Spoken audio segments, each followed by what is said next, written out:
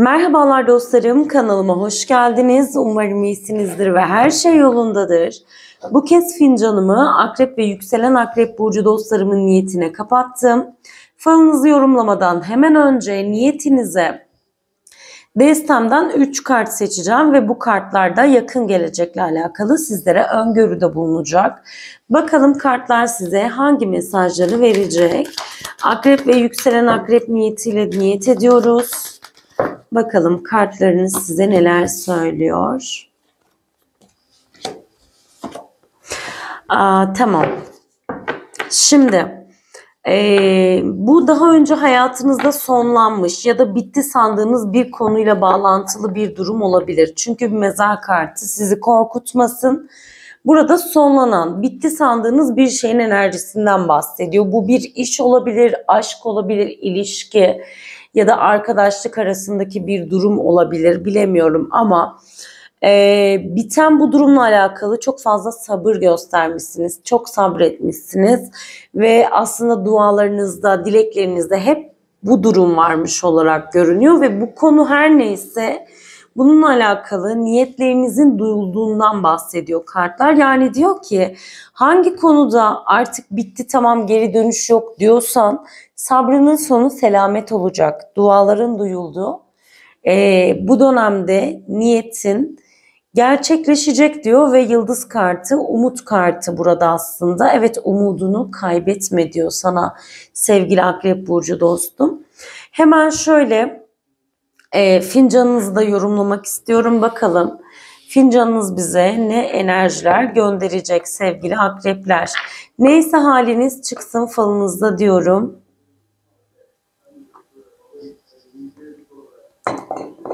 Gerçekten de bu fincana baktığım zaman böyle çok sabretmiş ama bazı şeyleri de sanki oluruna bırakmış. Hani daha çok içine atmış bir akrep enerjisini hissediyorum, nedendir bilinmez.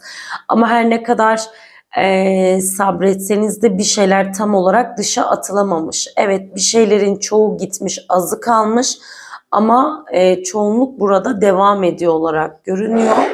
Hemen şöyle sizlerin de fincanınızı incelemenizi istiyorum. Dilerseniz sizler de göz gezdirirken ben de sizlerle birlikte bir inceleyip yorumlama aşamasına geçeceğim sevgili akrepler.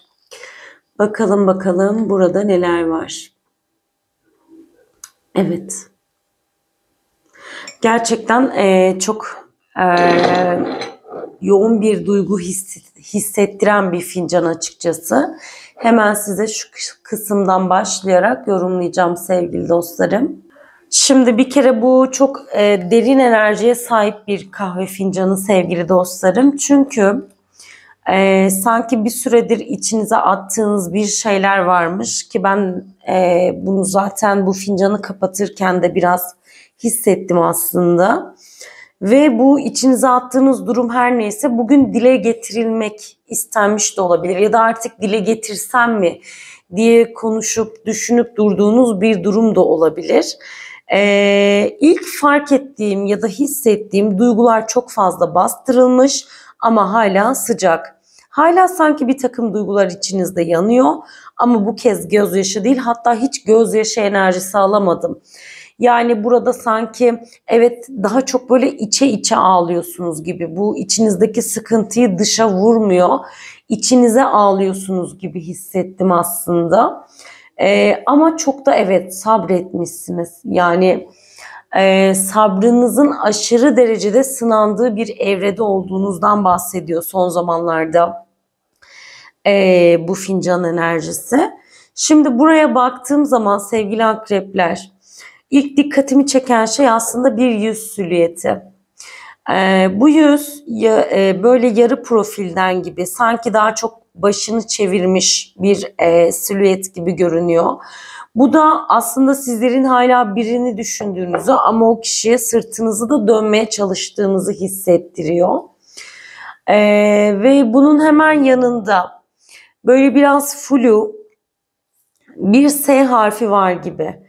Yani bu kişinin adında ya da soyadında S harfi olabilir diyor. Bu artık unutmaya çalıştığınız bir kişinin enerjisini diyor. Ağır bir enerjiye sahip bir kişi ve sizi anlayamayan ama aklınızın ne yazık ki hala onda kaldığı bir kişiyi temsil ediyor.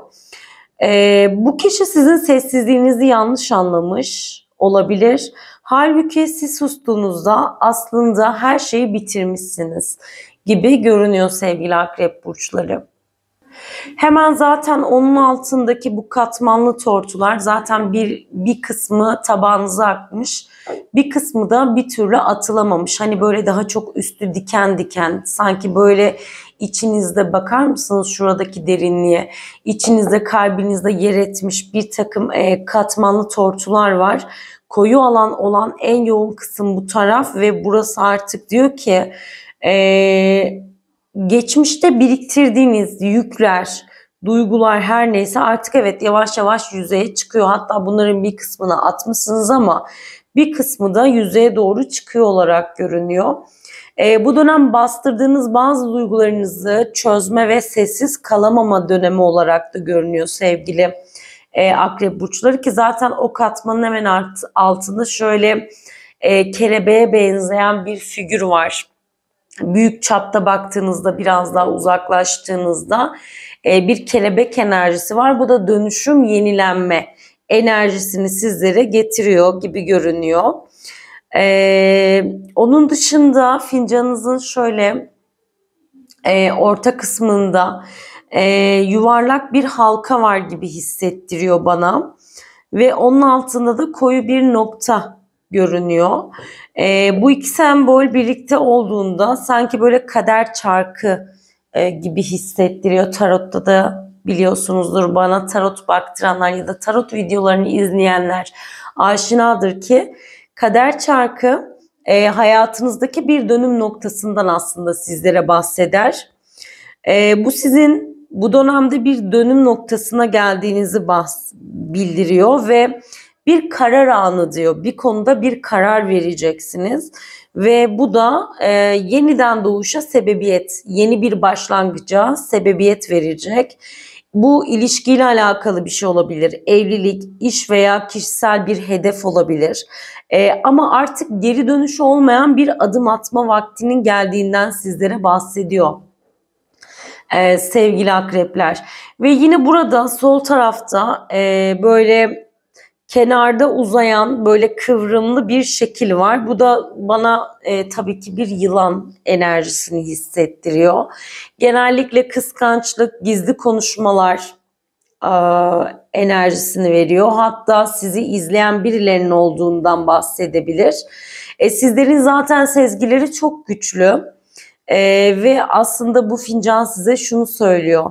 Bu kişinin arkanızdan konuşan, kıskançlık yapan, dedikodu çıkaran kişileri siz zaten biliyorsunuz ya da bunu hissediyorsunuz. Ama bunu görmekten ya da bu kişiyle yüzleşmekten korkmayın diyor bu fincan aslında bana. Daha çok bu kişinin enerjisel olarak sizi kendine çekmeye çalıştığından da bahsedebilirim aslında. Bu özellikle eski bir arkadaş ya da iş çevresinden biri olabilir. Tabii ki uzak bir akraba enerjisi de olabilir ama siz o kişiyi tanıyorsunuz zaten. Fincanınızın alt kısmında yine burada böyle sanki elinizle bir yere bir kuş uçuruyorsunuz. Yani ya da birileri size böyle bir kuş uçuruyor gibi böyle yukarıya doğru. Hani gelecek olan bir haber, mesaj, beklenen bir mesaj, hani yol mesafesi olan birilerinden beklediğiniz bir mesaj, haber gibi bir enerjiyi temsil ediyor. Ya da siz ona bir haber gönderip o beklenen cevabı alabileceğinizden de bahsediyor. Aynı zamanda tabii ki biz buna özgürlük de diyebiliriz sevgili akrepler. Sizi tutan bir durumdan kurtulabileceğinizden de bahsedebiliriz. Adeta küllerinizden yeniden doğuyorsunuz mesajını da veriyor bu enerji bize. Bence bu fincanın sana diyor ki kendini saklamayı bırak artık ve Kalbinin derinliklerinde tuttuğun şey artık seni dönüştürüyor. Affetmen gereken bir kişi var ama en önemlisi kendini affetmek diyor. Bu dönemde bence duygularını bastırmak yerine yaz ya da konuş ya da yaratıcı bir şekilde ifade et sevgili akrep. Yeni başlangıç için bir fırsat kapında, onu da hemen söyleyelim. Bir kapı var burada ve yeni başlangıçların kapısı ki zaten fincanınızın şu tarafından şu tarafına geçtiğim anda sıfırdan hayatınıza bir sayfa açıyorsunuz gibi de hissettiriyor bu dönemde. İç huzurunuz yükselecek, geçmişle yüzleşilecek bir takım durumlar var. Ama içsel olarak genel enerjide rahatladığınızı da söyleyebilirim. Bakalım. Şöyle devam edelim. Şimdi burada fincanınızdan yukarıya doğru uzanan yine burada silüete de benziyor üst kısmı aslında. Koyu bir iz olduğundan ya da figür olduğundan bahsedebilirim. Böyle kalınca bir iz. Bu da sizin hayatınızda yükselen bir enerjiyi yine bize bildiriyor. Adeta böyle karanlıktan aydınlığa çıkışı temsil ediyor. Yine şu yukarı kısmın silüet olması da biraz sanki evet birileri tarafından izleniyorsunuz, stalklanıyorsunuz enerjisini bizlere veriyor. Bakalım. Şimdi hiçbir detay atlamak istemiyorum. O yüzden tekrar fincanınızı inceliyorum. Burada bir kaplumbağanız da var sevgili akrepler. Yer değişikliği ya da hani böyle yer değişikliği, taşınma vesaire gibi bir şey bekleyen bir akrep burcuysanız evet bununla alakalı da bir takım haberler ya da gelişmeler olabilir. Fincanınızın tam dip kısmına baktığımda da zaten sizler de bunu çok belirgin bir şekilde görebilirsiniz. Göz bebeği gibi bir daire oluşmuş. Tabii ki buna nazar enerjisi de denilebilir ama ben daha çok bunun yoğun duygular ve sezgisel farkındalık olduğunu düşünüyorum açıkçası. Sanki sizlerin üçüncü gözünüzdeki göz bebeği bu buradaki dipteki o halka gibi görünen o çıkıntı göz bebeğine benzeyen figür. Bu da aslında bu dönemde yoğun duygular ve sezgisel farkındalığın olacağından bahseder. Adeta sizlerin üçüncü gözü gibi. Sanki böyle her şeyi bu dönemde hissediyorsunuz. Hatta karşınızdaki insanların gerçek niyetlerini bile hisseder gibisiniz. Ama dikkatli olmanız gerekiyor. Çünkü bu kadar fazla sezgi duygusal olarak sizleri yorabilir sevgili akrepler. O yüzden sadece biraz geri çekilip gözlemci olmanız gereken de bir dönemin içerisindesiniz. Şimdi burada yine şu dip kısımda küçük bir açıklık var ve bu da kapı veya açılan bir yol anlamını taşıyabilir. Hayatınızda evet yeni bir dönem başlıyor ve iş, okul ya da özel hayatınızda yepyeni bir sayfa açılıyor diyebilirim. Hayatınızda evet bu dönem kesinlikle bir şeyler değişiyor. Ve küçük bir balığınız var sevgili akrepler. Bu da bolluk, bereket, para ya da şans anlamına gelir. Evet burada maddi ya da duygusal bir kısmet geliyor. Hazır mısınız sevgili akrepler? Şurada da arkadaşlar bakın V ve S harfleri A ve S, A ve 2 rakamını görüyorum. Bu da açıkçası zaten şu V görünen V bir şeylerin onaylanacağından bahsediyor aslında bizlere. Ama buradaki V gibi görünen figür aslında hani harf olan V değil. Bu daha çok zafer anlamını taşıyan, hani onaylama gibi hissettiren bir V. Yani açıkçası bu fincanınızda bir zafer enerjisi var sevgili akrepler. Onun için şunu söyleyebiliriz. Size kim ne yaptıysa yaptı ama bu işin sonunda kazanan sizler oluyorsunuz. Hani bu kim ne yaptıysa yaptı. Hani bunu basitleştirmek için söylemiyorum ama bir konuda zaferinizi ilan ediyorsunuz. Haklılığınızı ilan ediyorsunuz ve bir konuda gerçekten bir şeyleri kazanıyorsunuz olarak görünüyor. Hayırlara vesile olsun ve bu durum her neyse ikili vadede yaşanacak. Çünkü onun hemen altında ters duran bir 2 rakamı görüyorum. Hemen isterseniz şöyle bir tabağınıza da bakalım. Ne kadar yoğun. Biraz açılmasını bekleyeceğiz birlikte. Evet, çok zorladık ama bakalım. Evet, sıkıntılar gidiyor. Ama tabii ki sabır teması burada çok önemli sevgili akrepler.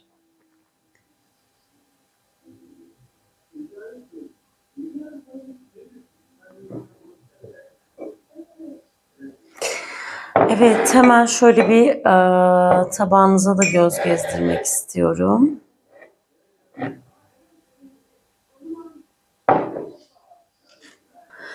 Evet, tabaktaki bu koyu tortuların hatta akıtmak istediğimiz bu koyu tortuların aslında ağırlık olduğundan bahsedebilirim sizlere.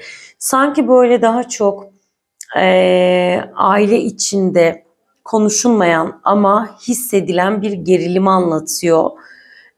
Bilemiyorum maddi manevi aile içinde bir kayıp yaşadınız mı son zamanlarda ama böyle bir ağırlık enerjisi veriyor hane içerisinde. Sanki böyle bir şeyler dile getirilemiyor. Herkes kendi kabuğuna çekilmiş gibi. Ama o yoğun tortuların akıp artık dışarı doğru taşması, çıkmaya başlaması artık hanedeki bu suskunluğun kırılacağından bahsediyor. Evde, hanede özellikle bir kişi var. Sürekli sabreden, kırılmasına rağmen belli etmeyen biri. Bu kişi sizler de olabilirsiniz, evet. Ama çünkü özellikle merkezdeki tortu tek bir enerji odağı gibi duruyor. Yani evin dengesi sanki biraz sizin enerjinize bağlı sevgili akrepler. Tam ortada dik duran bir kalın tortu var. Bu da bir otorite veya koruyucu figürü simgeliyor ki hatta tam ortada ama biraz yukarıda kalıyor. Böyle sanki kanatları var, kartal gibi babaç bir figürü temsil ediyor. Yani ya da işte sizler de olabilirsiniz bu, yine bilemiyorum. Hani evde hem annelik hem babalık eden ya da evde herkesi gözeten, böyle kanatlarını açan bir figür görünüyor. Evin yükünü taşıyan, evi kollayan bir enerjiyi veriyor. Ama bu figürün burada yüzü biraz dışa dönük. Yani dışarıya güçlü görünen ama içten içe çok yorulmuş bir enerjiyi de temsil ediyor. Bu kişi bakın böyle kollarını açmış, aileyi bir arada tutmaya çalışıyor gibi görünüyor ama duygusal olarak gerçekten desteğe ihtiyacı var. Aslında o kişinin biraz dinlenmeye gerçekten ihtiyacı var sevgili akrep burçları. Yine buradaki bazı figürler işte tartışmalardan bize bahsediyor. Ve evet, hane içine dışarıdan gelecek olan bir kısmet var. Ama hanenin tam ortasında da bir göz var. Bunu sizler de görüyor musunuz? Hani böyle baskılayan bir göz.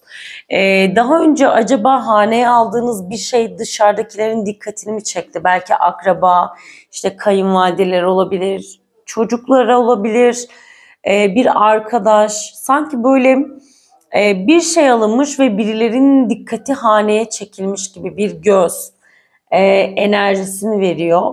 Gerçekten çok enteresan. Hani nazara açık bir hane yapısına sahipsiniz ve bu göz tamamen haneniz merkezde. Tam hanenin ortasında. Bu ne demek? Hanenize girip çıkan ya da girmek isteyen bir kişinin enerjisini de veriyor olabilir. Yakın dönemde hane içinden biriyle bir yüzleşmeniz var. Haneye gelecek olan da bir bebek müjdesi var sevgili dostlarım. Hakkınıza hayırlısı olsun diyelim. Bugünlük bizden bu kadardı. Sürçülisan ettiysek affola. Bir sonraki videoda görüşmek dileğiyle. Hoşça kalın, sevgiyle kalın.